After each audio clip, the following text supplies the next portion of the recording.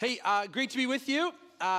Familiar faces out there, some of you. As said, I am the youth pastor at Peace Portal Alliance, which is not super far from here. And I also work at the district, so one of my colleagues is out there somewhere from the district office, unless she left. Oh, she's there. Oh, unusually quiet. Come on now. And I also actually I'm very fortunate that I also work one day a week for the National Office of the Alliance, overseeing our youth ministry initiatives. So I just want to give you some good news before we get into the text. Was one, I walked in this morning being like, all right, I get to see Prince and Diane. I'm ready to give a high five out, and then I find out they're both not here. So, which is normal. Most people schedule their vacations when I'm going to preach, so it's actually pretty often. So, I was excited to see them, but I just want to share, seeing this news about Young Life, seeing this youth, this fundraiser that they're doing, and Andy said, even if you're not a youth, you should be excited about youth. It is a really exciting time to be working with young people. I've been a youth pastor for 16 years, but I've been doing youth ministry as a volunteer and now as a pastor for 26 years at the same church. And so I'm really committed to young people. I really enjoy working with them. But what they say is that Gen Alpha and Gen Z that are coming up there's 51% of Gen Alpha have no context for Jesus. They have no negative or positive opinion of him. They have no baggage around God. And so for them, there's an openness to faith, there's a desire to know more, and we get the opportunity to frame that experience. And so I don't want to dump a bunch of facts on you, but I just want to hear from me. We are seeing students curious about faith in a way we've never seen it in the last decade or longer. And so young people are curious, they're showing up at churches, they want to be invited. If they're being invited, they're being welcomed. So thank you for creating space for young people to explore faith. Summer camps, Young Life, all these kind of things are so exciting about what is going on because God is opening doors, new students are coming to know Jesus, and they're curious. And so I just want to say, as the youth person, it is a really exciting time. So if you're like, I don't think I can work with young people, please pray for our young people. If you don't think you want to volunteer every Thursday or whatever night, I don't know what night it is here, whatever night it is here, maybe it's that you want to commit to praying for them there, or you want to make sure that you're encouraging the youth worker, encouraging Diane and her team, and just making sure that they know that you are for them and you're with them and you want to hear the stories about what God is doing. So, shared a bit about me. I'm also a dad and currently a tax widow. My wife is a CPA and works 16 hours a day, and I haven't seen her in 6 weeks, even though her office is 75 feet from my house. So I look out the window and I see her. She's not here today. She's working right now. And I got two kids, Jack and Winnie. Jack's 6, Winnie's 9. And this text we're talking about today, about ask, seek, and knock. If you're over, 30, you might have a relatively positive view of knocking on a door. Like that for you in your childhood represented walking up and saying, I would use the expression, we go call on someone. I remember my neighbor Blake. We go, Mom, I'm going to go call on Blake and see if he's home. And you go knock on the door, and then the door opens and it swings and you say, oh, hi, Mrs. Peters. Can Blake come out and play, right? That's what we'd always say. It was very exciting. Someone knocking on the door, very exciting. Now today, we all act like we're invisible, right? Someone came and knocked on my door yesterday. One of the political parties, I don't even remember which one, was coming down my door. I saw him on the Ring doorbell. Me and the kids hit the floor and we were quiet for 5 minutes until they left. We just didn't want to have that conversation, so we didn't answer the door. And so we hid face down and were as quiet as we could until they left. I had my phone out, making sure they were down the driveway. And what's interesting about young people today, we're doing, in the season, we're at our youth ministry, we're doing fundraising for our grad event that we do. And so we're sending out students to do work projects at people's houses. And the funniest text that I get is that young people will my students will get to the house, they're there on time, I sent them a photo of the house, so they know they're going to the right place. Thank you, Google Street View. And they get there, and I'll get a text when they arrive. Hey, Geoff, we're here. I said, great. Did you knock on the door? Didn't try that. I'm like, oh, why have you not knocked on the door? That's weird for young people. So when a young person reads about asking, seeking, and knocking, they're like, can I just text God? Is that easier if I could just send him a text? And I'm always trying to think through the lens of what are the people that I am uniquely ministering to. And for them, ask, seek, and knock, the knock part sounds really scary. And so I just wanted, when we're reading the text today, I want you to try and put yourself in the shoes of someone that isn't you, that maybe has a less favorable view of knocking on a door. And I'm always explaining to our students about things that they just had no idea about, or that at one point, someone knocking on the door was extremely exciting, and now it no longer is. But it says this: keep on asking, you'll receive what you ask for. Keep on seeking, and you will find. Keep on knocking, and the door will be open for you. For everyone who asks receives, everyone who seeks finds, and everyone who knocks, the door will be open. This is all about prayer. This is our consistent conversation with God. And that prayer is not ritualistic, it's our relationship with God. We're seeking out God's face and asking him for things. And I think the challenge from Jesus here is really simple. Just talk to God. You're invited to the conversation. You're invited to seek these things out. He's not afraid of our requests. And I think about it, the ages that we're at, our requests are vastly different. When my kids started at WRCA, where they go to school, my prayer for my kids when they got there is they would make a friend with a pool. And so that we would not have to have a pool, so we can go to their house and enjoy that. Luckily, it worked out. The Lord was gracious, and we've got friends with pools now. But I mean, it's part of our discipleship. Our asking and seeking God is all about our discipleship. Our prayer is the way that our hearts align themselves with God's heart. It's how we seek out his face, we seek out his will, and we surrender ourselves to him. It's how we get our hearts in alignment with God. And asking implies that we need something. If we ask for something, it's because we couldn't do it ourselves. And in so many ways, we live in a culture where we rarely have to think about things. They're just provided for us.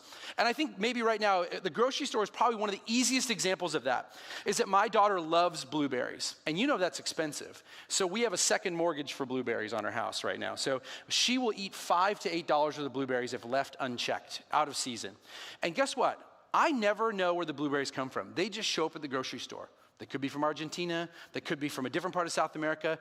We don't know. I know, but I never check. We just are provided with things. We rarely are seeking God out because all of our needs are met. If the strawberries are bad at one place, the store finds them from somewhere else. We rarely have to ask for things because we just live in a place where our charisma, our money can will and sort our way out of it. But it's actually when we get to the end of ourselves, it's actually when we admit that only God can do all of these things. It's by his grace that we have the means to solve a lot of our own problems, which isn't a good thing. If you wonder sometimes why the city is devoid of faith more so than other places, is that all of our needs are taken care of. There's just a store that provides everything you ever wanted. And if there's a drought somewhere, they figured it out somewhere else. We just don't need to interface like we should with God, and our needs are met on such a simple level and so easily that I think we often miss out on the opportunity to lean into God. But when we ask, it implies that we have need. When we ask God, it implies we're humble enough to recognize that I cannot solve this myself. It's humility that brings us to God to ask for his help. Nicky Gumbel says this. Nicky Gumbel is the guy, the founder of Alpha from Holy Trinity Brompton in London, now retired. But he said, God answers your question in one of three ways. Yes, no, not now. Yes, no, not now. And we really struggle sometimes with the not now. We like the right now. I bought something on Amazon last night at 9 p.m. I woke up to it at my house, okay? I didn't leave. And it was really important. It was something I could only get there, so I wasn't being that lazy, but I was really excited that it was able to show up at the house. But we're used to instantaneous, right? My students will never know a world of Blockbuster Video or Rogers Video and going there on a Friday night and the video that you wanted isn't there, or waiting for the return card and hoping the one comes in. We get everything we want quickly. And so when we ask God for things, we often look through it through the lens of overnight shipping, instant downloads, every song I ever wanted, every movie, every piece of content that was available I can get right now. But we're sometimes frustrated because even as you read this text, you read it through the lens. Keep on asking you'll receive. And God's not some cosmic claw machine that we just put a quarter in and we go over and try and get the stuffy that we want, or a vending machine that was like, okay, I could really use one of those right now. Is that when we seek God and ask him, one, he's a good father, and he's good to us. But I think sometimes we struggle when the answer is not right immediately. And it's then that maybe we sometimes try and go around, or we try and go back to our will or our resources and all of these things. But I can think about seasons of my life where the things that I prayed for were happening more and more and more and more. And they were always connected to seasons of my life when I was most connected to God. And not in the sense that like God was hooking me up because I was faithful. Because my heart was so aligned with his. The things that I was asking for were the things that God cared deeply about. And so the things that were burdening him were burdening me. And I started to seek them out and it started to happen. And I go back and I love to write down the things that I pray for. People that I pray for. I have an app on my computer that I write things down and it'll remind me about things, or I can go back and I have ongoing prayer requests. And lots of them take a long time to do it. Seeds take a long time to grow. A friend that I shared Jesus with when I was in high school, I graduated in the year 2000, that's a long time ago, became a Christian last year. We were talking about Jesus in the year 1999, and this girl became a Christian last year. And I prayed for her. I prayed for her for a long time. And God's will was done, just not in the time frame that I necessarily liked. Next, seeking implies effort and a desire to find God's will. I think for us, the seeking out, seek and you will find, requires effort on our behalf. It's not necessarily like a passive just sitting there waiting for God to hook us up. It is a desire to pursue.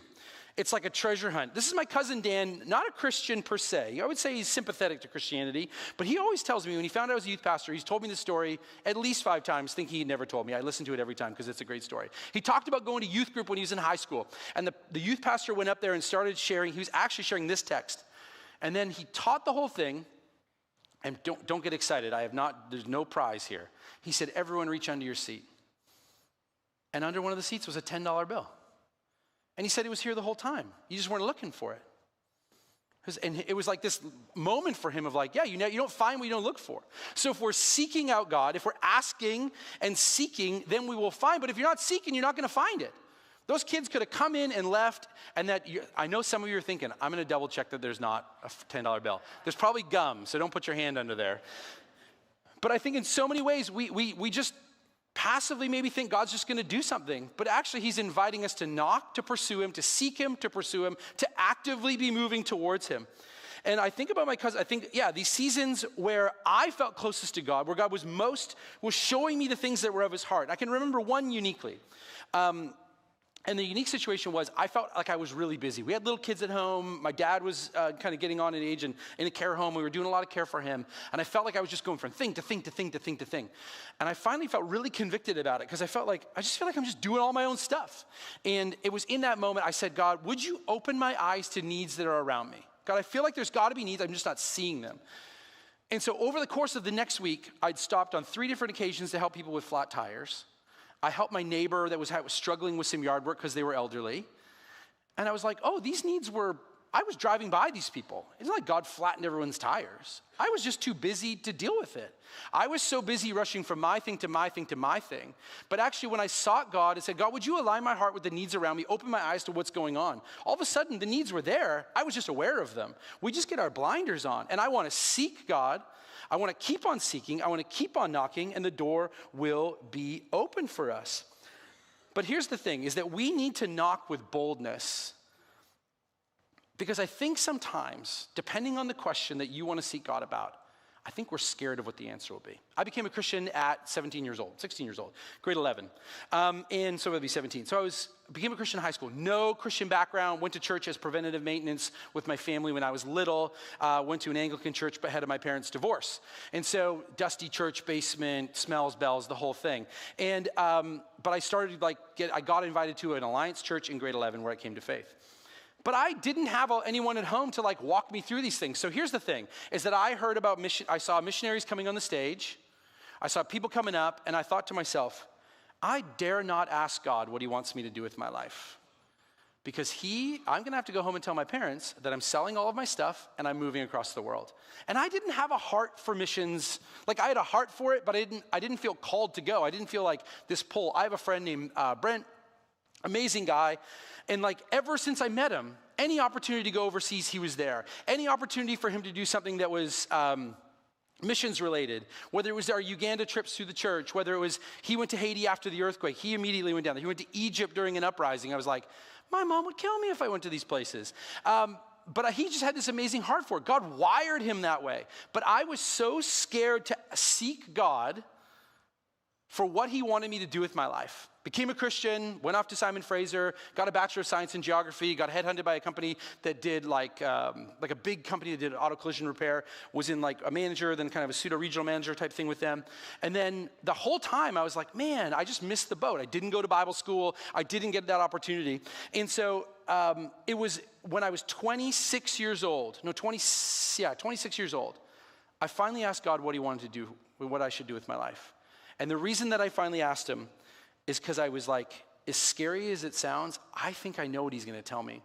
And it was then at 26 or 27, I can't remember, the year was 2000, and I was 27, 2009. I left a job with a very good salary, a company car with unlimited gas, with my own phone. My wife and I just bought a home. We just got married. And I went to my wife and I said, I feel like God's calling me to quit my job and go be a youth pastor. She's like, a youth pastor? Seriously? But I've been a volunteer for 10 years. But I had just been avoiding asking God the question because I thought he was going to throw me into something that I wasn't passionate about. And instead, when I sought him out, he opened a door that I thought I had no business walking through. Not only that, I went into my interview to be a pastor, and I absolutely bombed. Like, I couldn't have done worse in this interview. And so to like 16 years later, when I thought, I left that meeting like, well, I'm going back to my job. At least I got money. And that was how I felt. And I sought God. I was like, God, well, I trusted you, but it didn't go well. And obviously, I maybe ate something weird, or I don't know what I thought you were saying to me, God. And so I went back, and they ended up offering me the job anyway. The district was really generous of like, okay, we can figure out how to train you and get all that stuff going. And I ended up in a place where I'm like, oh, I'm uniquely gifted to do this. And now all these years later, I get to oversee all of our youth pastors in BC and kind of in Canada.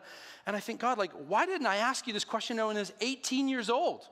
I could have saved 8 years of being in the marketplace. And I don't question God's timing on things. But at the same time, I think, man, what if I'd been as bold as to pursue him and ask him 8 years earlier, what do you want me to do with my life?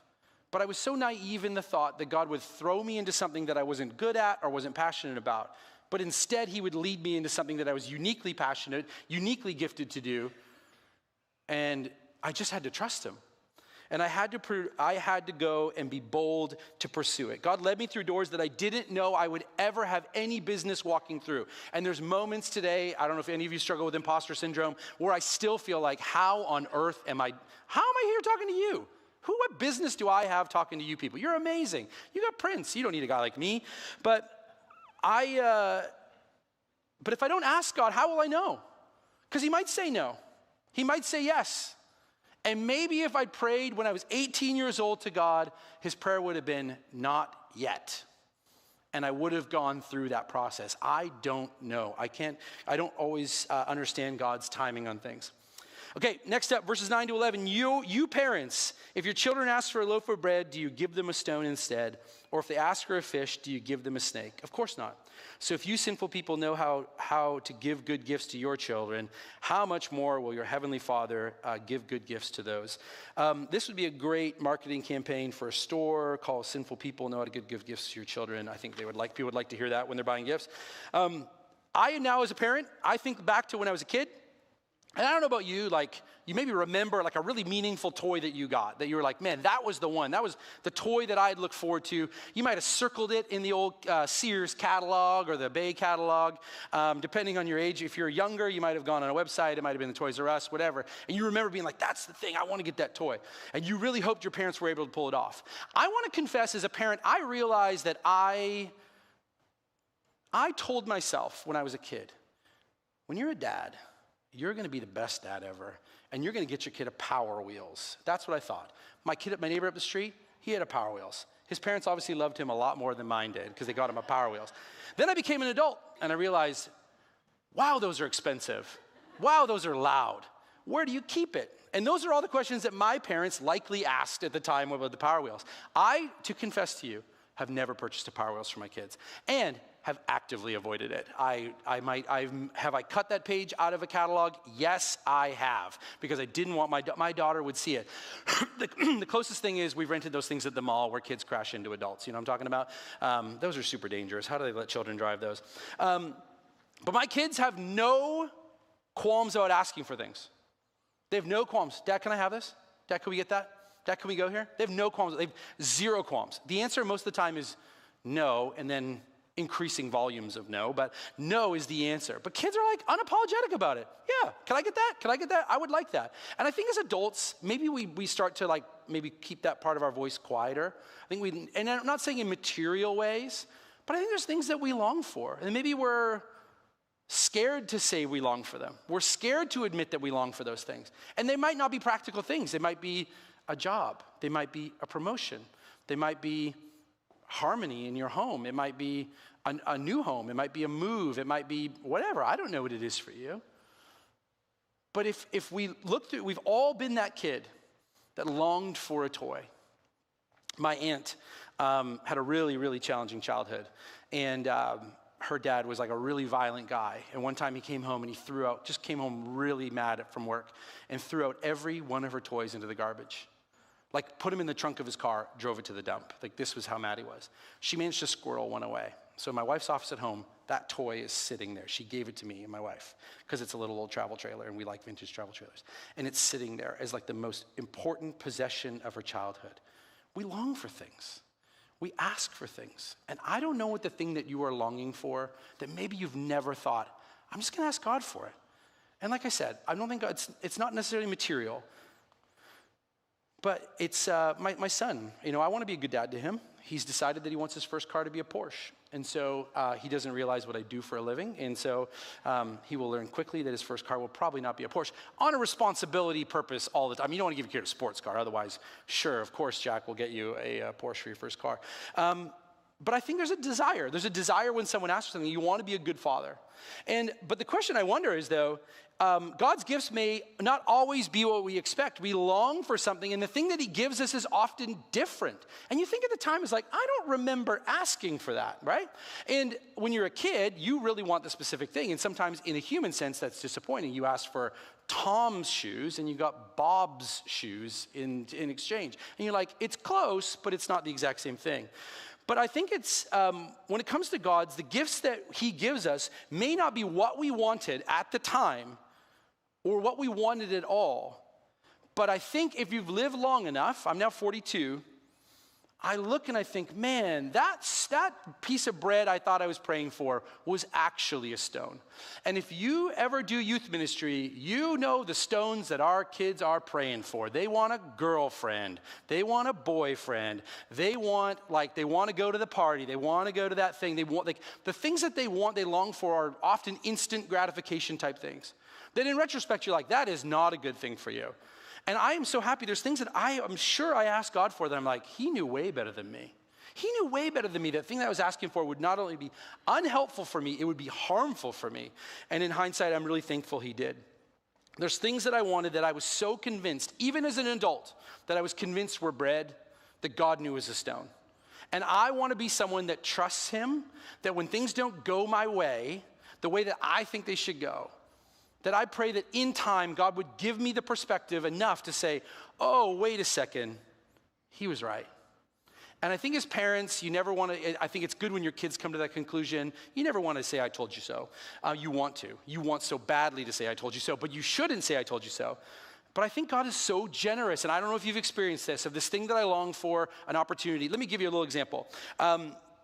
Years ago, I got headhunted by a church in California. And if you know anything about me, I really like going to Disneyland. So getting hired by a church in Orange County would have been very convenient for my life. You know, being able to go there a little more often. And so I got headhunted. They flew me down. They brought the family. We didn't have kids yet. And this is a big church. Their youth ministry, the high school alone was 700 high schoolers on the weekend. Just grades 10, 11, 12. This is a big group. And so we were like going down the path with these guys. We were going out for meals and we spent time with their team and all of these things. And I was like, God, of course you want me to do this. God, how could you not want me to have this platform and be able to shape youth ministry and oversee all these kids and this staff team of 12? It was crazy. And it didn't work out. They went with somebody else. And I realized the first few years of that was horrible because I knew the guy that got the job. He was great. Don't get me wrong. I thought it was bread, and I thought it was bread being some influential pastor in the U.S. And I realized it was an absolute stone. My wife's an accountant. She works Monday to Friday. She's very called to it. She's incredible at being an accountant. This job worked Saturday morning till Sunday afternoon, your only days off was Friday and Monday morning. How do you think that would do for my marriage? How would that do for raising my kids? And I'm a dad that really likes to be involved. I like being at the school drop off. I like being at all the stuff. I like being on the field trips. Man, that would have killed my marriage. But at the time, I was like, how could this be bad, God? Clearly, this is what you want. And I was busy trying to put my foot through every door in front of me to get this thing that I wanted, because it came with status, it came with influence, and it came with all these things. And God said, no. And I came back, my bags had been packed, and I fell in love with where I was. And I said, I'm never gonna do that again unless God picks me up and throws me across the room. But in those times, I think I was praying for a stone, and God wanted to give me bread, and he'd already given it to me. And I think it's so important for us to understand that. And there's things that I've wanted that I've convinced were bread that I was praying for. And I think there's things in my life that God has done that were really hard at the time that were the most formative for me. I'll give you one more example. The second one. I was the valedictorian in my high school. It was kind of, you would now use the expression personality hire when it came to being a valedictorian back in the year 2000. It was less about getting A+ and more about, being nice to people and getting decent grades. But I was the valedictorian in my high school. So everyone was like, where are you going next year? And I'd been accepted to SFU and UBC. And I was like, I don't know, I'm picking one of them. And I was gonna pick SFU because it was close to my parents' house. And in July of my graduating year, schools closed, get a letter that I didn't graduate high school, which is difficult to receive. I want you to know that. And so I very quietly was like, what's going on? And if you've ever been to a high school in the summer, it's a total different cast of characters. Different teachers, different principals at summer school, they're different. I go down to the school and say, can you help me with this? They said, we can't help you. Got to wait till September. And so in that moment, I was devastated. I was like, I was the valedictorian and now I didn't graduate. So I got it resolved in the first week of September. SFU said, you can come in January. I said, I want to go to school. I went to Douglas College instead. 5 minutes from my parents' house, half the price. It freed me up to be a volunteer at the youth ministry that I now work at. But this thing that was really terrible in my life, God was able to use it, and he was able to draw me into the path that would eventually lead me to the place that he wanted me to go. And God is so good at that. In James 1:17, every good and perfect gift comes from above. And every good and perfect gift from God sometimes doesn't look like a good and perfect gift at the time. You're like, this stinks. It's a snake. I didn't want this. I was gonna do this. And I'm often reminded, God's like, no, you're not. This is what I wanted you to do. And when he hasn't been able to get my attention, he just slams doors in front of me. And I think it's taken me becoming a parent now and being married where I can't just go blaze my own trail anymore. I got people to consider and a wife and a home and all that stuff. But I think if I went back and told 16-year-old me what my life was like right now, he wouldn't believe it. He wouldn't believe it, right? He wouldn't believe the things that God has done in my life. You're a what? You're doing what? What? How is any of this possible? And grade 5 me would have been especially surprised, because if you guys remember, if you were younger, that thing, it was called the fortune teller, a little piece of paper like this. There was a lot more Lamborghinis and mansions in my future, according to that thing. And none of those, no mansions, no Lamborghinis. So nowhere in there it said youth pastor in the fortune teller thing at my public elementary school. If you don't know what I'm talking about, there's a piece of paper, it would tell your fortune. It didn't actually, believe it or not. I don't have a ton of time left, but I want to just say this. Trust the character of God, that he has got a perspective that you don't have, that we don't have. He has a timeline is longer, greater perspective.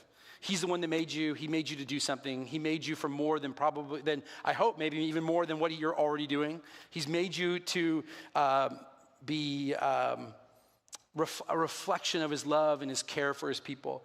God's not stingy. He's generous, he's wise, and he's loving. He's also not a vending machine. That we shouldn't just be seeking him out, seeking and knocking when we're hungry, or we're just putting our eyes up against the glass and hoping for something. That this is a frequency issue, that we want to be people that are constantly seeking out God, that our first few minutes of our day are dedicated to him. God, what do you want to do in my life today? What do you want to do with me today? How do you want to do that? And it moves on to verse 12. The golden rule, which we've all heard. Maybe you have, we've all heard. Do to others whatever you would like them to do to you. This is the essence of all that was taught in the prophets. And this is a summary of everything that Jesus has taught up to now about what is required to live a righteous life is that you would do to others, you would respect others, be kind to others, show care for others in the way that you would want it done to you. Angry with your brother? Do unto him as you would want done to yourself. Struggling with judgmentalism? Do unto others as you want done to yourself. Wanting to take vengeance? Do unto others as you want done to yourself. Everything in our culture says it's about me and my experience. Everything in our culture says, get yours, rise and grind, get out and hustle, make that bag, all that stuff. And they want you to do that. It's all about you and your experience. And the gospel is the complete opposite, and this verse helps us understand that. It allows us to take that, it understands, one, that God took the first bold step that we love. 1 John 4:19, we love because he first loved us. And our response to God's love is to lavish that love on others, even when it's hard to do so, graciously, mercifully, and fully. God is generous. He's kind. He's attentive. Doing unto others as you would want done to yourself humanizes them. It reflects God's love. It recognizes their values. The entire Old Testament ethic is summed up in one command, right? Love your neighbor as yourself. Love God and love your neighbor. Love God, love others. Love God, love others. All of it. Love God, love others. Do unto others as you want done to yourself. It's radical. It's a call to love. It's unselfish living, which is such an opposite move to what our culture says. There's a child psychologist that my wife and I like to listen to because she's really good at helping us figure out how to deal with my kids. My kids are mostly bad because of me, honestly. My wife is perfect. Most of their flaws are probably mine. But there's a doctor called Dr. Becky. Any parents here familiar with Dr. Becky? Yeah, one. All right, we can talk. You and I, everyone else can just listen. Dr. Becky has this acronym, MGI, Most Generous Interpretation. And so what she says is when your kid's acting out, or anybody is acting out, what is the most generous interpretation of why they're acting this way, right? So I coach my kids soccer. One of the kids is really like struggling to listen, or he's having a rough week. He's not really choosing to be that way. I got to figure out what's led into the situation that has gotten him here. And the most generous interpretation that I could think is, this kid is loved by God. I want to love him really well. And his situation might not be ideal. He might not have got a good sleep. He might not have had enough to eat today. There's a lot of things that are going on. It's really easy to say, that's a bad kid. Clearly, he's the problem. But actually, for me to look at him in a Christ-like way, or look at someone in traffic. Yesterday, we were on the soccer pitch. The coach that we were coaching against was yelling at my kids. No, you don't. No, you don't. And I was like, why? I'm like trying to think to myself, I'm really frustrated with this guy. And I'm like, this side of righteously angry. And I was like, what is going on with this guy? But I'm trying to understand, why is this guy this way? And I don't always know, but I want to be someone that the first filter I run things through is, okay, God loves this guy. God loves him as much as he loves me. Why is he having such a rough day out here? Why is it going so poorly for him and it's going not so bad for me? And we're doing the same thing at the same time in the same conditions. How do I, in a Christ-like way, engage with this person, not in the way I want to, but in the way that if I was being like that, would want to be? And that's one of the hardest things you could do. But it humanizes him. It adds value to him. It actually says that we're equals under God's eyes. He cares about this guy. And just because I'm a pastor, just because I am maybe feeling like I'm controlling myself a little better in this scenario, doesn't make me better than him. And it's so easy to be really frustrated. He has intrinsic value because of who God is and what he's done for him. God cares about his heart, his life, his dreams, his gifting, and he cares the same about you and the guy honking at you in traffic. We're going to move to the table in just a sec. But I just want to say these things. I want to say I believe God is inviting each of us. And I say it with conviction towards myself. Of like coming out of a really busy season. My wife, I've basically been solo parenting because my wife's been working so much. Inviting you to a deeper life of prayer and dependence. All my rhythms have been messed up because normally when I would spend time with God, I can't because the kids are up or they're kind of up at weird hours. And so I'm saying this to myself. I want to be invited into a deeper life and even more dependence on God. God's a good father. He knows what's best. And I think it's really easy in our Western context to be like, I can solve most of my problems. But what if you just sought God out for more? You sought him out for wisdom on things that you're not seeking him out for. God, what do you want me to do at work today? Who do you want me to talk to today? Who's the person that needs someone just to listen to him today? Who needs to be seen today that hasn't been seen? Who's someone that needs to be spoken to with kindness that maybe doesn't get that treatment? Who's my neighbor that's lonely? Who's that friend that I haven't talked to in a long time, and maybe I'm frustrated because they haven't called me, but I want to take a bold first step, God, because you took a bold first step towards us. Understanding that God is a good Father who knows what's best. And would your confidence and trust in God be something that overflows towards other people? Is that something you could do? So would you think about how you might spend time this week intentionally asking, seeking, and even if you're under 20, knocking, even though you don't want to. It's good to do that and consider how you would practice the golden rule. And if there's a relationship that you need to help with, needs restoration, needs your support. And when we talk about God as the good Father, the greatest single gift he offered us was Jesus. The gift for us was his son who would die on the cross for us, who made a way that we can be in right relationship with him. God's heart for us is so big. And I don't know if maybe I don't know where you're at right now. I don't know if maybe you feel like, maybe it feels like it's a dry season, feels like you're in the desert place. But yeah, would you see the boldness of God to give his son for you as even the beginning of you working your way back towards him, of you feeling more revived and more restored? And as we come to the table, we do this. This church does it every week. I find that it's amazing. It's so beautiful to me. Jesus commanded us to do this. In Luke 22, 19 to 20, during the Last Supper of his disciples, Jesus took the bread, he gave thanks, and he broke it, and he says, "This is my body broken for you." And he took the cup, which we're going to partake from, and said, "This represents my blood that is poured out for the forgiveness of sins." And when we take communion, we are obeying Jesus, so we're coming under his authority to remember his sacrifice and the new covenant, and that he established in his death and proved by his resurrection. The Apostle Paul also teaches the importance of communion in 1 Corinthians, and he talks about that every time we eat the bread and the cup, we proclaim the Lord's death. That it's us personally interacting with God and giving thanks, but it's also a public declaration that God came, died, and rose again, and we will do this until he returns. That we're refreshed by his grace, refreshed by his goodness, refreshed by his sacrifice. It invites us to remember the gospel, to renew our faith, and rejoice in love and mercy of the person of Jesus who died for us. And so what's going to happen, there's 3 stations. You're going to come up, and you're going to you can kind of choose your own adventure in a way. We're inviting you to take the elements and then to partake from them there. If that feels rushed and you want to go back to your seat, of course, you're welcome to do that. Apparently, you guys all know the routine. But if you're new or it's unfamiliar to you, we'll start at the back of the room and work our way forward. And you're welcome to come up, and we'll take as much time as necessary to remember and delight and appreciate the goodness of God through his supper. I'm going to pray, and then we'll do that. Lord, we love you. Thankful that we get to be church together, that we get to be here at PCC. God, thanks for the work that you're doing here. Thanks for the people that are here. God, this is a church that has an impact that is so broad and so big, globally, locally, nationally. God, you're doing great things through the people here. God, I thank you for faithful people. Ask that you would sustain them. God, I thank you for Diane and her life and her love of young people here. I thank you for the young people that are here, that love you, that want to proclaim you. Thanks for Pastor Prince and his heart to lead.